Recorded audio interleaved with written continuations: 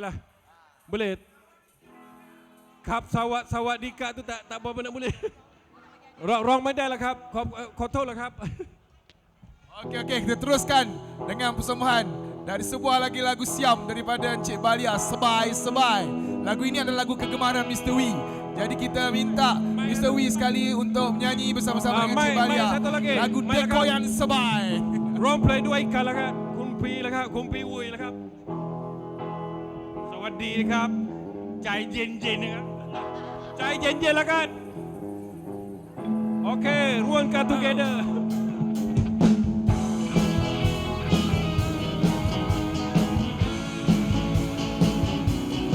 สบาย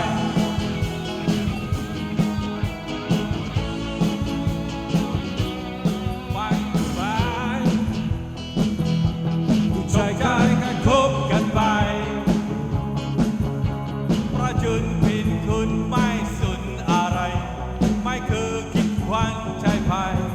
สบายหากเราจะคุบกันไปจุดเขาผิดควันรักแล้วฉันใจไม่เคยต้องการอะไรสบายแล้วเธอก็คงเข้าใจเรื่องนั้นจะอยู่เรียนรู้กันไปจะทุกข์จะสุดเพียงไหนสบายแม้วันใดที่เธอจะเปลี่ยนไม่เห็นจะไรไม่รู้จะปากว่าคิดจะจากฉันไปก็คงเข้าใจว่าเธอต้องไปก็คงเสียใจแล้วคุณเสียดายแต่ก็ยังสบายถ้าเธอต้องทิ้งกันไปประจุนผิดคุณไม่มั่นใจใครก็เคยเลิกรากันไปแบบสบายแปลว่าสันตายนะครับสันตายที่แรกแปลว่าสบายนะครับAntam saja lah, bukan awak faham ke?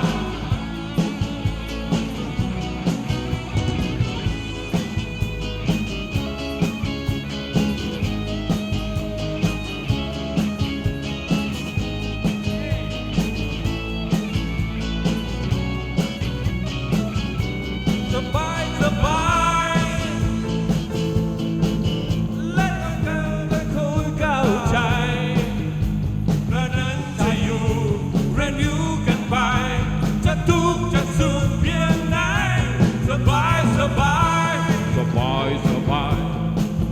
ไม่วันใดจะทายจะเปลี่ยนไม่เห็นจะแปลกไม่รู้จะบากว่าคิดจะเจอฉันไปก็คงเข้าใจว่าเธอต้องไปก็คงเสียใจแล้วก็เสียดายแต่ก็ยังสบายหากเธอจะทิ้งกันไปเพราะฉันเป็นคนไม่ฝันจากใครก็เคยเลิกรักกันไปแบบสบาย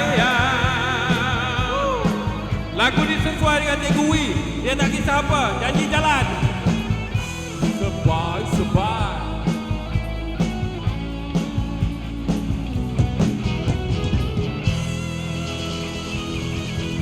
Itu dia. Okey, เชิญตามสบายแล้วครับ